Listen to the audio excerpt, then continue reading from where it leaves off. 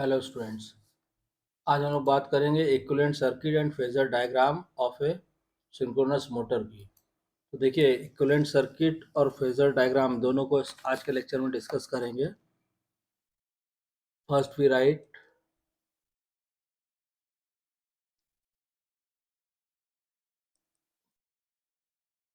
Equivalent circuit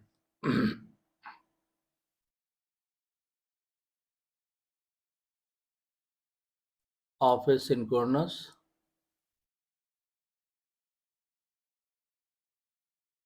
motor. ठीक है, तो अब इसमें क्या करते हैं, इक्विवेलेंट सर्किट पहले हम ड्रॉ करेंगे। तो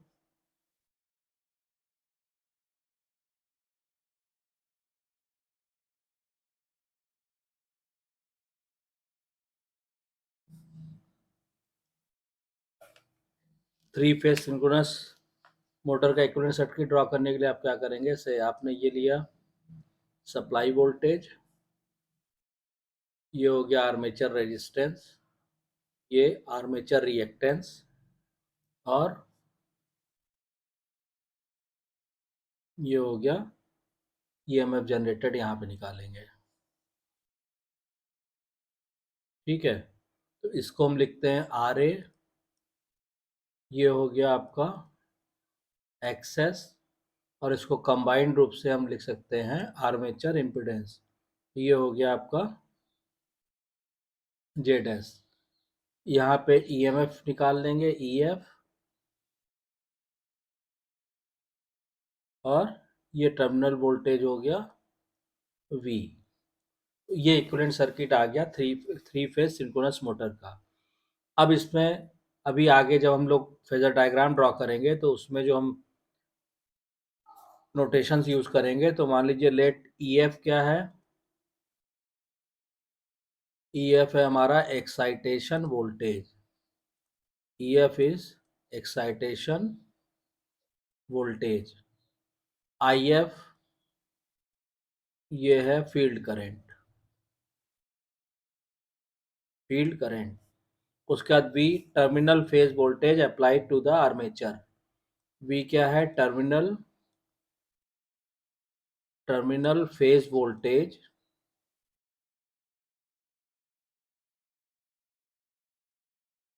applied to the armature। आइए, ये हो जाएगा armature current per phase drawn by the motor from the supply, ये यहाँ पे आप दिखाएंगे आइए। ठीक है, आइए को हम यहाँ पे लिख देते हैं armature current, armature current per phase drawn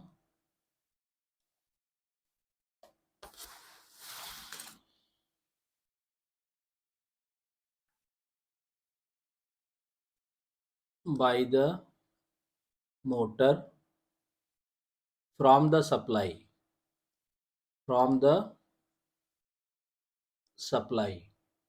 उसके बाद आर ए हो गया इफेक्टिव आर्मेचर रेजिस्टेंस, ये हो जाएगा इफेक्टिव आर्मेचर रेजिस्टेंस पर phase, this is effective armature resistance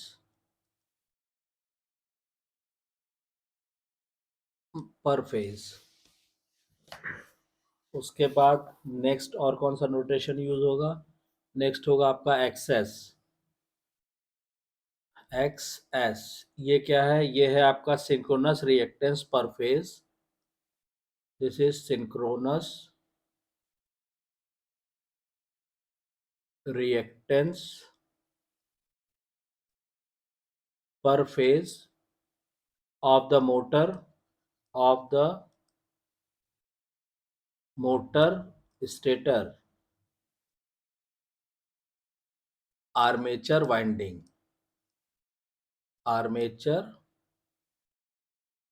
winding. Z S क्या है, impedance per phase of the armature, यहाँ लिख देंगे Z S equal to impedance per phase impedance per phase of the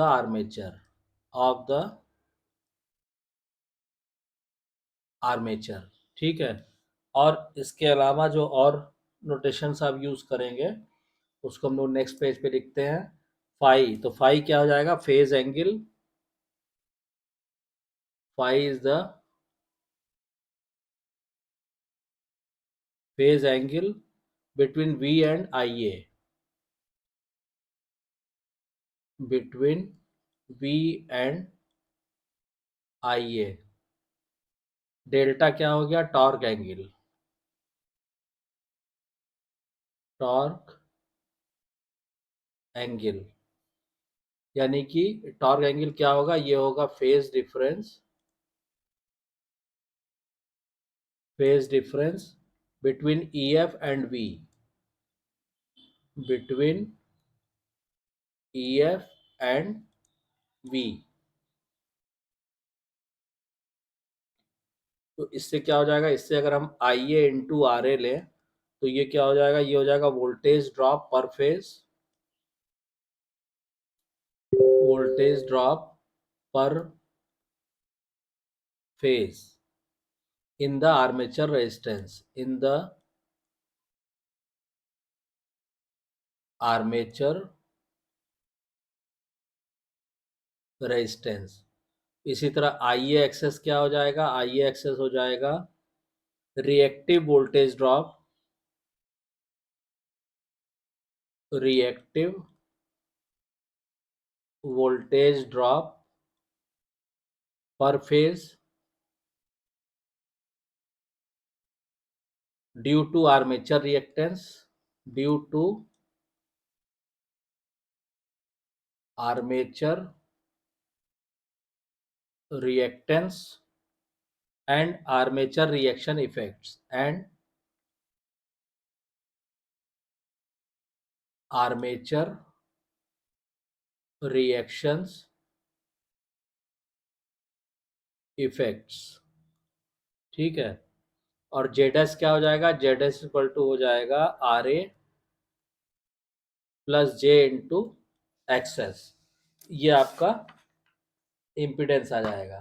तो अब इसमें क्या होगा कि जब इक्वेशन आप बनाएंगे तो हमें मालूम है कि for A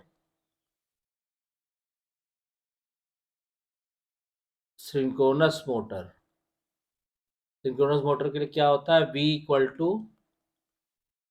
E F plus I A into Z S होता है। अब जेड एस की वैल्यू रख देंगे तो V इक्वल टू हो जाएगा E F plus I A into R A plus J X S. और इसको ओपन करेंगे तो एक तरह से V इक्वल टू आ जाएगा, या ई एफ, अगर आप ई एफ की फॉर्म में निकालना चाहें तो आप यहाँ पे लिख सकते हैं ई एफ इक्वल टू आ जाएगा V minus I A R A minus J into I A X S. अब इसका हम ये इक्वेशन आ जाएगी, सॉरी ये इक्वेशन आ जाएगी, इसका हम फेजर डायग्राम ड्रॉ करते हैं। ठीक है। तो अब इसका जब आप फेजर डायग्राम ड्रॉ करेंगे तो देखिए फेजर डायग्राम किस तरह आएगा। यहाँ पे हम लिखते हैं फेजर डायग्राम्स,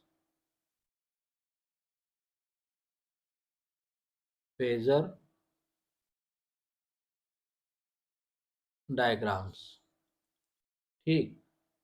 अब पहला केस हम लेते हैं कि phasor diagram at lagging power factor cos phi, यानी हम लिखते हैं यहाँ पे एट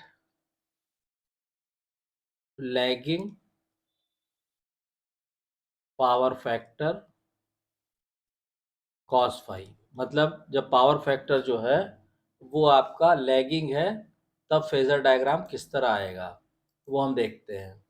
ठीक है। तो इसको हम ड्रॉ करेंगे तो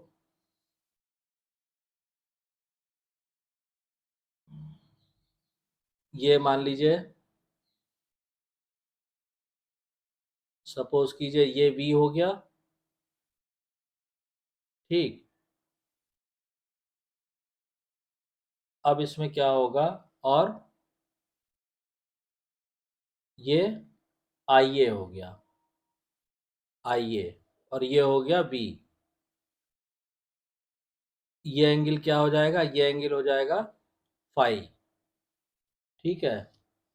अब इसमें क्या होगा कि V equal to E F equal to V minus I A R A, ठीक है, और minus J I A access.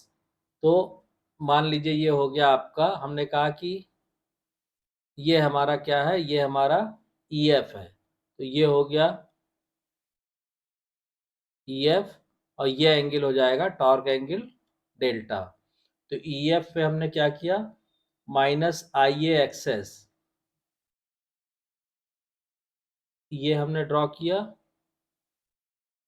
ये ये हो गया माइनस का आई ए इंटू एक्सेस। ठीक है, ये एंगल हो गया, यहाँ आ गया ये 90 डिग्री पे। ठीक, अब उसके बाद माइनस आई ए आर ए आप ड्रॉ करेंगे, तो इसको बढ़ाइए, 90 डिग्री पर आएगा इस तरह, ये ये 90 डिग्री हो गया। ये हो गया माइनस का आई ए आर ए। तो ये फेजर डायग्राम आ जाएगा। मान लीजिए आपने इस पॉइंट को लिया ओ, ये हो गया ए, ये हो गया बी, और ये हो गया सी। तो इस तरह से फेजर डायग्राम। अब इसमें क्या होगा कि suppose that the synchronous motor is taking a lagging current from the supply, equation given above, जो अभी इक्वेशन हमने राइट की थी, is used to draw the phasor diagram. The supply voltage V is taken as reference phasor along OA such that OA equal to V. For lagging power factor cos phi, the direction of armature current IA lags behind V by an angle phi along OB, where OB is equal to IA. The voltage drop per phase in the armature resistance is IaRa. The phasor minus IaRa is represented by AC. तो ये जो आपने AC से minus IaRa दिखाया है, it is in a direction opposite to that of IA. The voltage drop per phase in the synchronous reactance is IA axis, ये आ जाइए। ठीक है, the phasor EF is equal to the phasor sum of V mine, देखिए phasor sum of V, ये आप V आ गए, फिर minus I A R ए, फिर माइनस आई ए एक्सेस, ये इसका रिजल्टेंट आ गया EF। ठीक है, तो the angle delta between V and EF, ये जो एंगल हमने दिखाया है यहाँ पे, ये डेल्टा, ठीक है, the angle delta between V and IF is the power angle or torque angle. It plays an important role in the power transfer and in the stability of the synchronous motor operation. तो ये आपका phasor diagram हो गया। अब इसी phasor diagram को अगर आप अल्टरनेटिवली देखिए, ये तो आ गया फेजर डायग्राम, इसी फेजर डायग्राम को लैगिंग पावर फैक्टर के लिए आप दूसरे ढंग से ऐसे भी ड्रॉ कर सकते हैं। किस तरह से आप ड्रॉ करेंगे, तो देखिए इसमें सिंपली क्या होगा कि मान लीजिए आपने ये बनाया, से मान लीजिए दूसरा कलर यूज करते हैं, से सपोज कीजिए इस तरह, ये आपने लिया V, ठीक है, और यहाँ आपने ये लिया EF, ठीक है। अब EF के बाद क्या होगा, ये आपने ले लिया इस तरह IaRa, ये हो गया क्या IaRa, और इससे 90 डिग्री पे आपने किया इस तरह, ये हो गया आपका IA एक्सेस। ठीक, बाकी IA कहाँ रहेगा, तो IA जैसे आपने IaRa बनाया है, इसी डायरेक्शन आपने ये बना दिया, दिस इज IA। क्लियर। अब इसमें क्या होगा कि जो एंगल वगैरह हैं वो भी आप शो कर दीजिए। तो हमें मालूम है V और IA के बीच का जो एंगल होगा ये होगा कितना, फाई, और V और EF के बीच का जो एंगल होगा वो कितना होगा, वो होगा ये डेल्टा। ठीक है, अब इसको आप कंप्लीट करना चाहें इस फिगर को पूरा, तो आप इसको ऐसे कर सकते हैं, आपने ये परपेंडिकुलर इस पे डाल दिया, ये परपेंडिकुलर इस पे डाल दिया, और आई ए जेड एस ये आ जाएगा।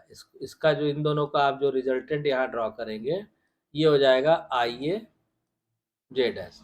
तो अल्टरनेटिवली आप इस तरह से भी लैगिंग पावर फैक्टर के लिए फेजर डायग्राम ड्रॉ कर सकते हैं और चाहे इस तरह से भी, it's all up to you. This both of this figure gives the phasor diagram of synchronous motor for a lagging power factor and that power factor is cos phi। तो आई होप आपको ये clear हो गया होगा। अब इसके जो दो केस बचे हैं, आपका लीडिंग पावर फैक्टर और यूनिटी पावर फैक्टर, उसको हम लोग नेक्स्ट लेक्चर में डिस्कस करेंगे। अगर आपको वीडियो कंटेंट पसंद आ रहा है तो प्लीज़ वीडियो को शेयर कीजिए, लाइक कीजिए, चैनल को सब्सक्राइब कीजिए और नोटिफिकेशन बेल को ज़रूर ऑन कर दीजिए ताकि नेक्स्ट वीडियो की इन्फॉर्मेशन आपको तुरंत मिल जाए। Thank you.